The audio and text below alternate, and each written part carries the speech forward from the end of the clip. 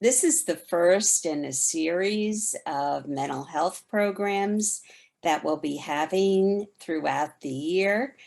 And my presentation is about lessons learned in my therapy with former cult members. For almost 50 years, I have been a therapist working with adults and children, and I specialize in seeing those who've left cult groups or relationships. This presentation will address lessons learned from my clients, my colleagues, my therapist, and my ongoing education. From the beginning, I have believed that we are enriched by openly listening to, considering, and incorporating new clinical insights whenever they appear to be accurate. I use a psychoanalytic approach that integrates more recent theories and techniques. As a psychoanalyst, I see my task as making the unconscious conscious. As a therapist who works with trauma, I see my task as attempting to provide a safe therapeutic relationship to heal a traumatic past. As a therapist who works with former cult members, I usually see my task as lessening a harsh superego, our conscience. To do our best, we need to keep learning. There are no experts, if that means that an expert is a finished product, the all-knowing therapist who is a newer version of the all-knowing cult leader. Instead, rather than as experts in knowing our clients' minds, we can see ourselves as experts in learning from and collaborating and co-regulating with our clients. The therapist's job isn't to be right about clients. We are more useful when we see our role as helping clients develop new and more adaptive ways to know about themselves. Lesson 1, enter your own therapy to learn about yourself. The main goal of therapy is to expand our sense of reality. Reality expands by awareness of the many ways that the past contributes to our here and now experiences. Many of our difficulties were once adaptive solutions developed to protect us when we were confronted with life's early challenges. Problems arise when circumstances change and early solutions and established patterns of behavior no longer work. Through therapy, we learn that our assumptions can be incorrect or no longer helpful. We also learn how entrenched distorted thinking can be, and we can appreciate that it takes time to change, even if we wish to do so. As a result, we become more patient with our own clients, and we can resist quickly interpreting, intruding, patronizing, or intellectualizing. There are multiple meanings of behavior. Our interferences can deter clients from the personal growth that comes from gaining insight on their own. We are born vulnerable. Therapy helps us gain access to emotions that reside underneath our early adaptive solutions. After treatment, our enhanced understanding of our underlying vulnerability lessens a judgmental attitude and increases empathy for others. Facing our pain helps us witness and tolerate our patients' painful and sometimes abusive experiences. Finally, therapy helps us tune into ourselves and thus more readily tune into and use our countertransference reactions to better understand our clients. Some of our defenses can become long-standing character structures developed in childhood to protect us, enable us to try to gain love.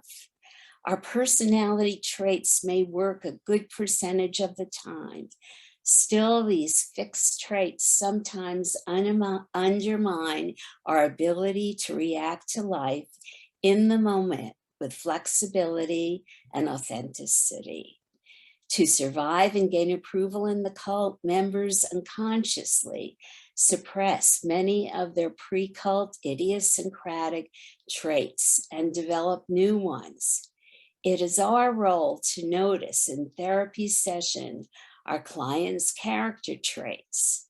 Character traits appear to be defending against spontaneous expression of emotions. By using our countertransference feelings to follow the character back to their origin, we discover the unconscious beliefs and identifications of our clients. For example, I was working with a couple from an esoteric cult. Rob, an intelligent man, spoke rather forcefully and used arcane vocabulary that was baffling to me. In response, I felt intimidated and began stumbling over my words when I spoke. After a few sessions, I addressed this in response. His wife, Barbara, laughed and said, "I never realized that Rob speaks exactly the way our cult leaders spoke." Her husband laughed. However, at the same time, he was troubled. We explored how the leader's endless lectures had changed his character. When we focused on his pre-cult personality, which had been more relaxed and down to earth, he particularly saw the difference. If I hadn't expressed my induced countertransference, we might never have discussed Rob's defensive identification with his cult leader. Lesson 2, learn about transference and countertransference. Throughout my therapy, I experienced transference reactions towards my therapist, bringing feelings from the past into my relationship with him. My attitude changed over time, moving from occasionally viewing him as a cold and demanding person to finally seeing him more clearly. I appreciated the fact that he reliably handled my strong reactions to him and thus attenuated my transference expectations. He explored my reactions rather than shutting me down. His curiosity allowed me to gain insight into my assumptions. This process allowed me to feel more comfortable about the inevitable transference reactions of my own clients. Former cult members typically will repeat with us their relationship with their cult leader as well as their parents. For those whose cult leaders or parents have abused them and thus believe that expressing a range of emotions was dangerous, there is an array of unacceptable transference feelings towards the therapist and others. Clients might defend against negative transference feelings through various reactions, such as dissociations, silence, excessive pleasing, and self-punishing thoughts. Survival strategies typically continue after exiting. Exploring these repetitions allows us to help clients become consciously aware of how the cult experience has influenced their way of relating. Transference will occur even though we try to establish a relationship of respectful exploration that contrasts with the critical cult environment. Transference expectations also will be experienced with others in post-cult life, such as bosses, loved ones, and friends. At the same time, I don't assume my client's experience of me is all transference. Concurrently, I also explore how my own unique personality might influence my clients' attitudes. Exploration of transference reactions increases our clients' Executive functioning, self-awareness expands as they gain insight after looking at relationship expectations and linking these relationships to the past.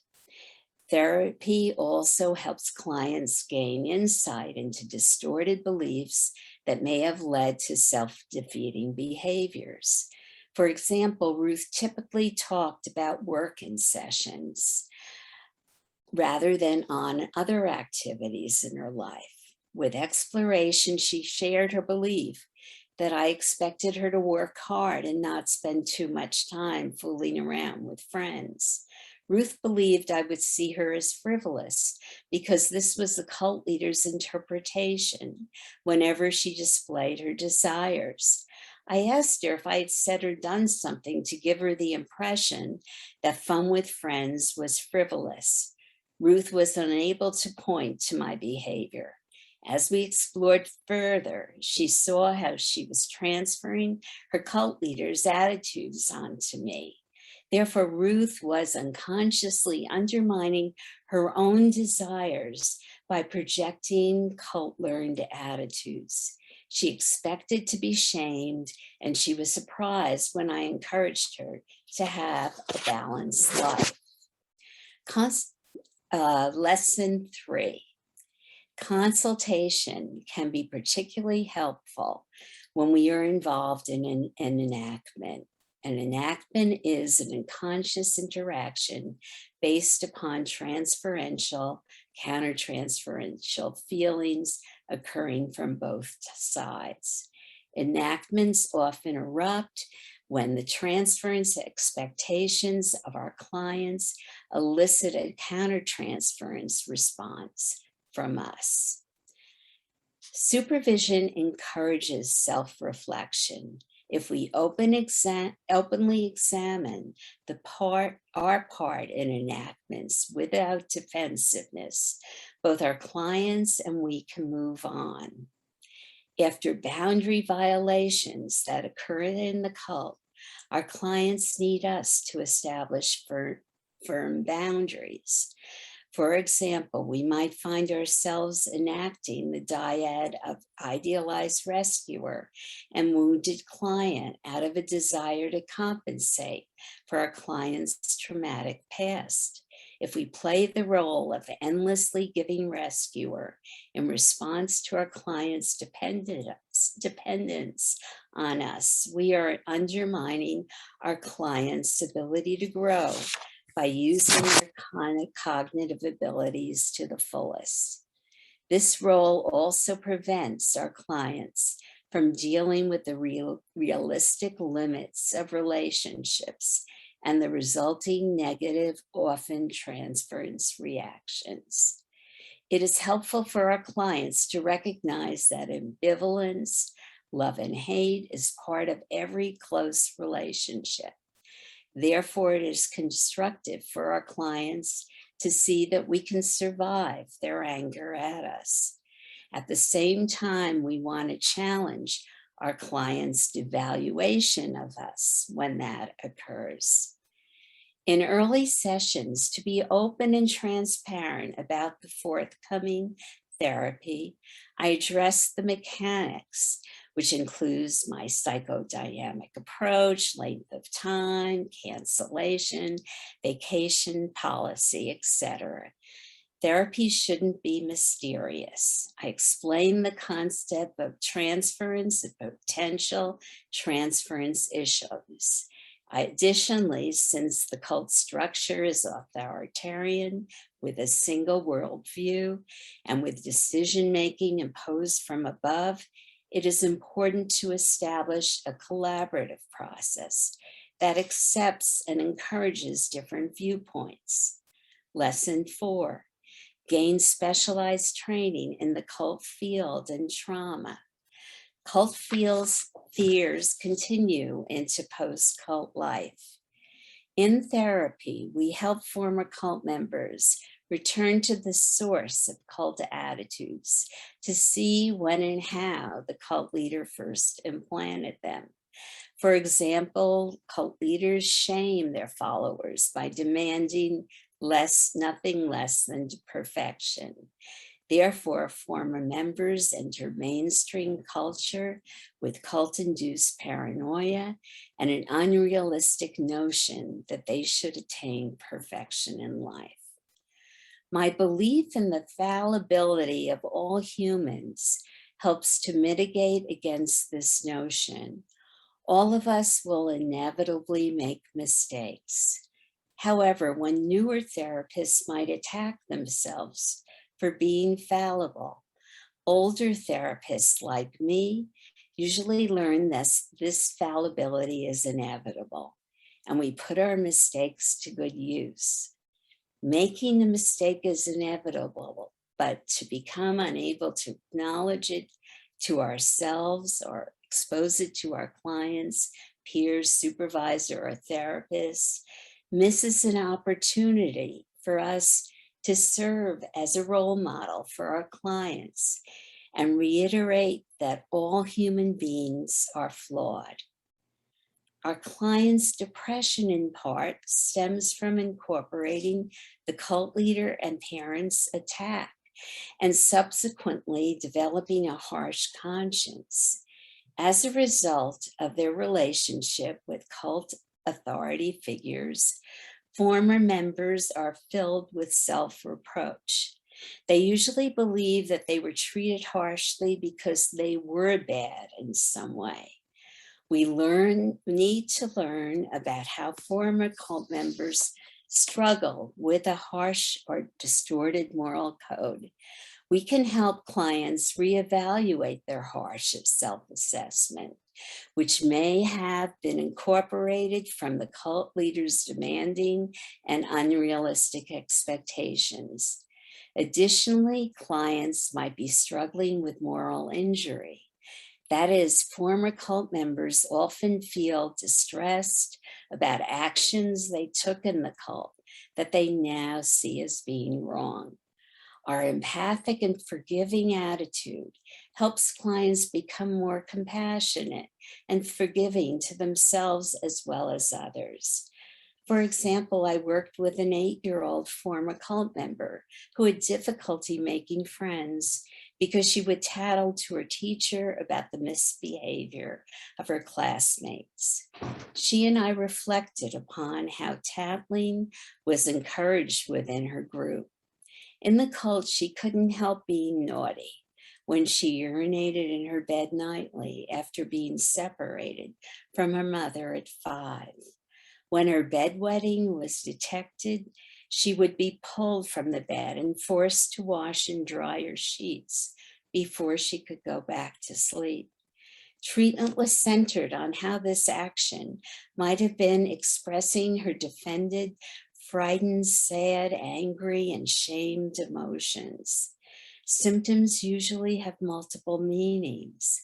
These underlying feelings were protected by an outer character style that identified with the aggressor's attitude. I believe that therapists need to appreciate the life-changing aspect of the cult experience and first deal with this trauma before focusing on early childhood experiences. Now, more and more born and raised individuals, SGAs and MGAs, have left cult groups. In working with this population, therapists will need to deal with the after effects related to childhood trauma. Those of you who are former cult members can understand from the inside the mixture of contradictory and overwhelming emotions unleashed after leaving a cult. Most first-generation former cult members seek therapy because of troubling after effects. In addition to depression related to intense shame, guilt, poor self-esteem, and loss, they may be dealing with anxiety related to cult-implanted fears of the outside world. First-generation former members primarily wish to explore the radical change in their behavior. and understand how the cult induced them to give up pre-cult relationships, beliefs, interests, and a pre-cult moral code. Cult education first deconstructs and that the deceptive recruitment process to clarify what usually has been a mystifying, overwhelming, self-defeating, and often traumatic experience. Utilizing an approach where the goal is to help clients better grasp the cult recruiting experience and later early development before the cult provides clients with a contrast between behavior change from undue influence and behavior developed over time. This psychoeducational approach also helps SGA-MGAs learn how the cult's harsh authoritarian environment influenced their personality. Most former members typically blame themselves. They see themselves as stupid, flawed, or evil after incorporating the cult's harsh attitudes. And this psychoeducational approach is one way to move former cult members away from this view of themselves.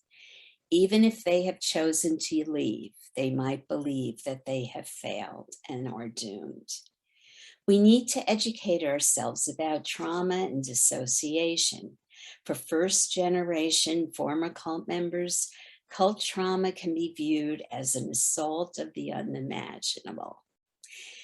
Cult members often protect themselves from the anxiety of cognitive confusion and attack by defending against spontaneous emotions.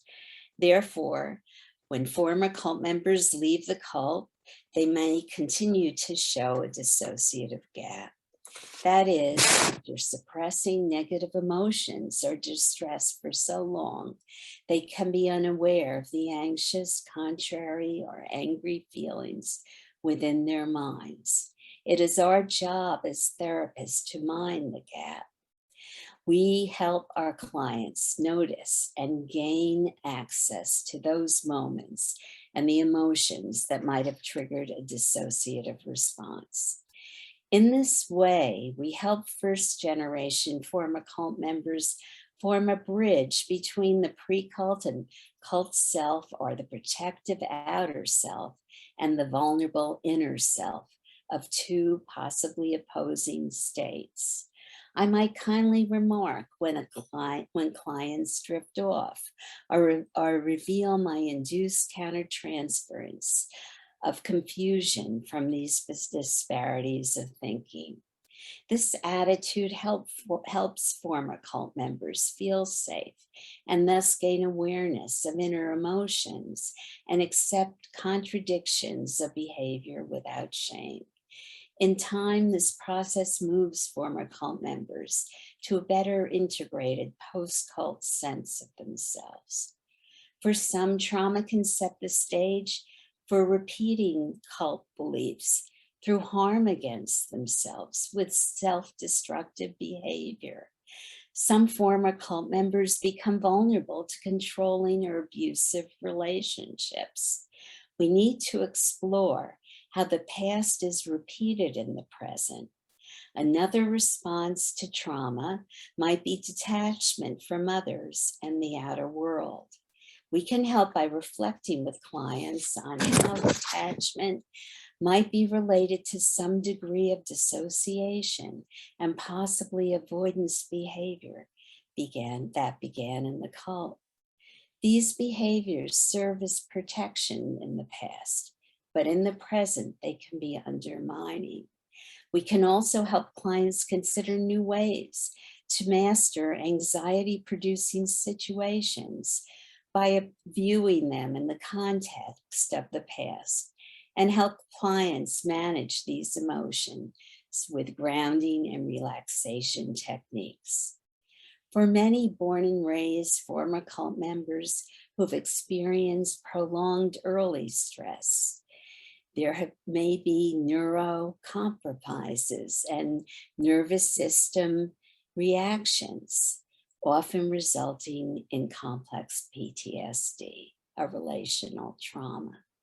In these last years, I found it edifying to learn about brain neuroplasticity and nervous system responses, to understand how a positive relationship or psychotherapy can change the brain and nervous system by building new connections and ways of relating. I've come to better appreciate how therapy needs to rest upon the foundation of the relationship. We need to use the therapeutic relationship to increase affect regulation and attachment status are centered around improving the capacity for mentalization, that is, the ability to understand the mental states of themselves and others. For example, some of my clients as adolescents were placed into abusive cult drug treatment program. The extreme, abusive Lord of the Flies experience of these youngsters and others from the troubled it was injury, but the troubled industry at a time when their brains were still in the formation has left many with poor emotional regulation.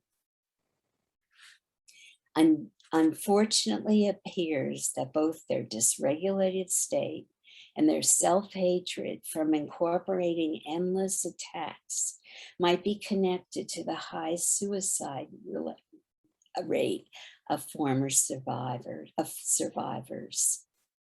It helps if we are hopeful and reliable, and if we tackle their shame and challenge their expectation of a bleak and foreshortened future. In addition to change from talk therapy, these individuals, along with other traumatized former cult members, typically can be aided by attention paid to self-care, relaxation techniques, medication, and physical activities such as nature walks. For many, repetition of trauma can occur through somatic reactions, flashbacks, nightmares, and painful memories.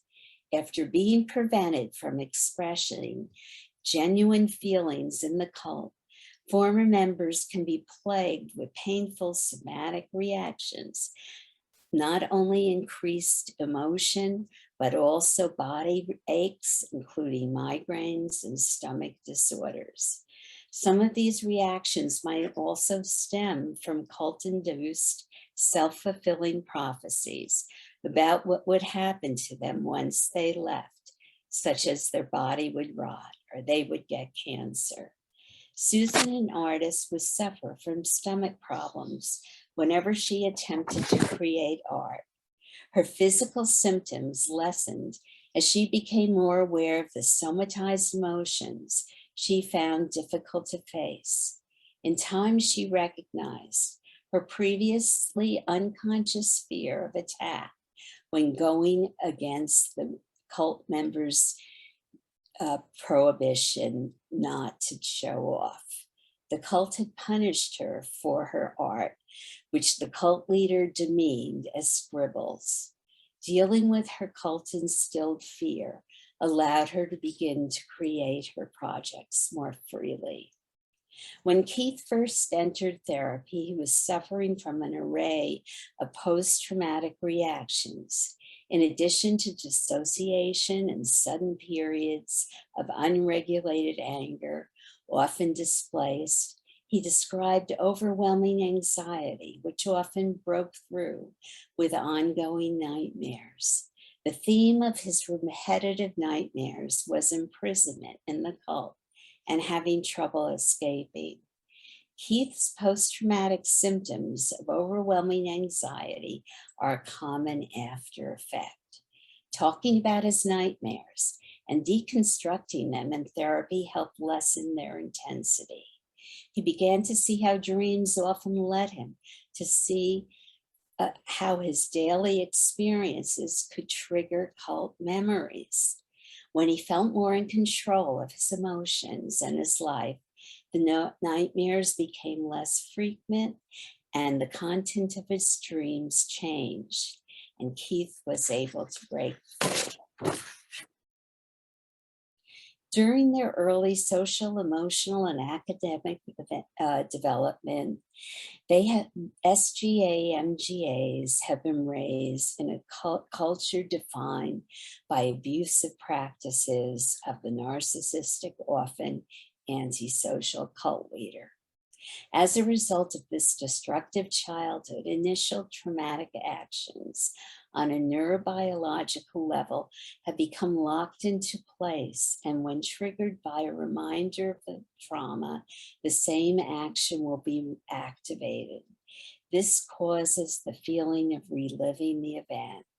Although this may occur with discrete traumatic events of first-generation members, those raised in cults also are likely to experience developmental imbalances, that is, lags in some areas and precocity in others. For example, since many could not obtain needed protection or comfort from parental figures, they typically cope by becoming prematurely self-reliant to survive. As a result, many may appear older and wiser than their years. However, often dissociated aspects of their personality hold the core of unmet needs from childhood.